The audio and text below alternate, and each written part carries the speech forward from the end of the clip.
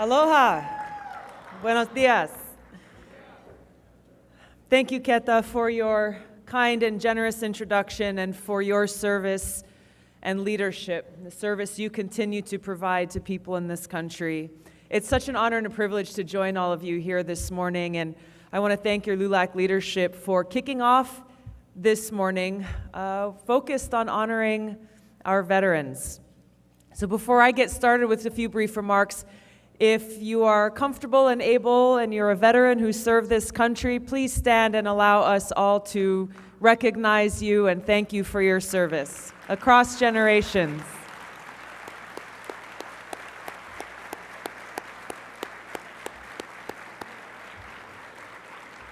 I'm so proud and so honored to be here and to stand amongst you.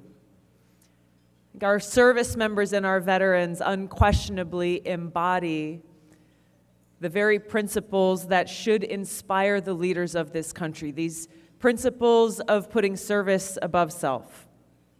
There is truly no greater sacrifice that one can make in service to our country and to our people than to be willing to lay your life down, to be willing to put your life on the line, right alongside the sacrifices that are made by our family members, our loved ones, our military families. Now, as Keta mentioned, it was the attacks on 9/11 that drove me to enlist in the Army National Guard, like so many Americans who wanted to stand up and to take action to serve our country, to keep our people safe. At that time, I was serving in the State House of Representatives. It was 2002 when I was first elected. I enlisted in 2003, and quickly in 2004, our brigade combat team was mobilized or activated for a deployment to Iraq. And for our brigade, like many National Guard units across the country, it was the first big deployment that they had seen since Vietnam. And so for many of us, we'd never been deployed to combat before. And when that notice came out, there were nearly 3,000 soldiers who were on the deployment roster. But I got a call from my company commander who said, "Hey, Tulsi, congratulations. You don't have to go." I said, "What do you mean?" He said, "Well, your name's not on the deployment roster because there's somebody who's already filling this job in the medical unit, the field medical unit, so you get to stay home." I knew very quickly that there was no way that I could stay back in beautiful Hawaii in my beautiful office in the state capitol and watch my brothers and sisters march off to the other side of the world into a war zone. And so I called him back and I said, "Sir, I'm going." He said, "No, you're not." I said, "No, you don't understand. There is no way that I am staying home. There is no way that I am letting you go without me." So I left my seat in that state house. I got trained for a job that actually needed to be filled in that medical unit and went off on this deployment that lasted over a year. We were in Iraq in a camp about 40 miles north of Baghdad for almost all of 2005. We left early in 2006, but one of the first things that we saw when we got to this camp in January of 2005 was a big sign at one of the main gates where our patrols will go in and out of every single day. I don't know who put that sign there, but it read in big block letters, "Is today the day? Is today the day?" That sign at that moment and every day that we all were there would serve as a reminder that any day could be our last, that our time could come at any moment.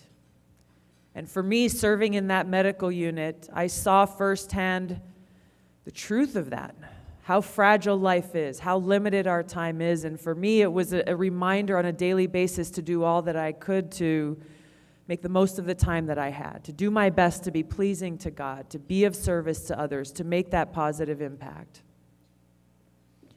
And one of the first things that I did every single day was go through a list of casualties that had occurred in the previous 24 hours, name by name, a list of casualties in the entire country of Iraq. And I had to go through that list and try to see if there were any service members, soldiers from our unit who had been hurt, make sure that they were getting the care that they needed. And it was a heart-wrenching task every single day to see and to be confronted with that high human cost of war. And to think of my friends, to think of our loved ones at home who were anxiously and stressfully awaiting and fearing that phone call that may come. Going through that was a heart-wrenching thing every single day. And it made me really think about why we were there and who sent us there. Who made these decisions? And I started to get angry because for those of you who have been deployed here, you've seen how you have different politicians who will come in and fly in for a few hours and shake your hand and get the photo op and then leave. But I wondered how many of them were kept up at night, who lost sleep thinking about my friends, my brothers and sisters in arms, who had paid the ultimate price, who had been wounded in combat, who would eventually go home with both visible and invisible wounds that would stay with them for the rest of their lives. How many of them laid awake at night, regretting that decision that they made, regretting that vote that they took, and apologizing to our troops and their families for waging an unnecessary and wasteful war? It was that experience that truly changed my life and made me realize that I had to do something about it. And I'm proud to continue to serve in the Army National Guard now. It's been over 16 years, and I ended up volunteering for a second deployment. I was later elected to Congress, where I've served now for over 6 years on the Armed Services, the Foreign Affairs, and the Homeland Security's committees. Understanding truly the importance of our national security, the mission that we have as service members to keep the American people safe, and understanding firsthand the terrible high human cost of war. This is why it's so important, and this is why I'm offering to serve you as President and Commander-in-Chief, because I know how important it is to know that you've got someone making those decisions who knows what it's like to put your life on the line for our country. To have someone who's ready to do that job on day one, who knows the cost of war, who knows who pays the price for war. I will end these wasteful regime change wars that have proven so costly, that have taken so many lives, understanding that war should be waged only as a last resort and to keep the American people safe, and that our troops should only be sent on missions that are truly worthy of your great sacrifice. Making sure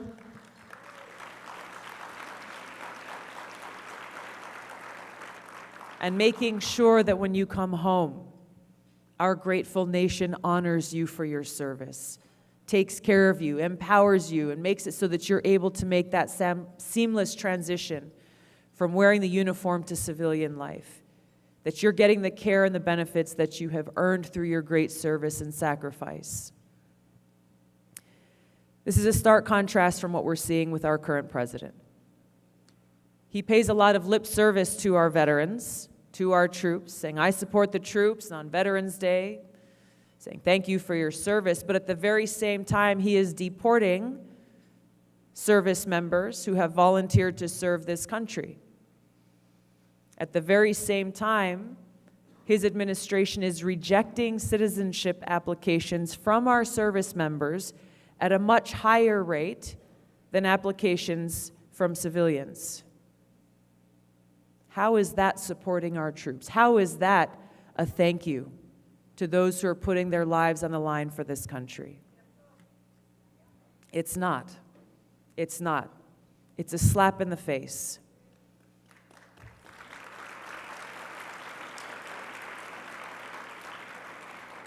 I will honor those who have put their lives on the line for this country, who voluntarily served, by making sure that they are able to get that citizenship that they so deserve and to bring every one of our veterans home.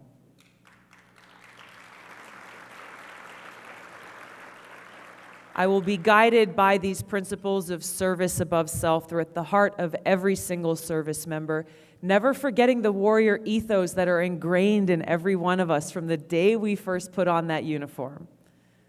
That I will always put the mission first. This mission of putting service to the American people and our country above all else. I will never accept defeat. I will never quit. And I will never leave a fallen comrade. I will always have your back.